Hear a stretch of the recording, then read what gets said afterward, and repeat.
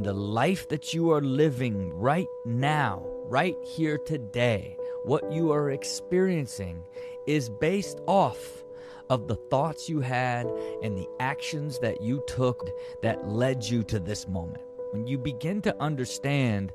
that your mind is actually the beginning of all of this chain reaction and cause and effect that can lead you in two directions, in a positive direction or a negative direction,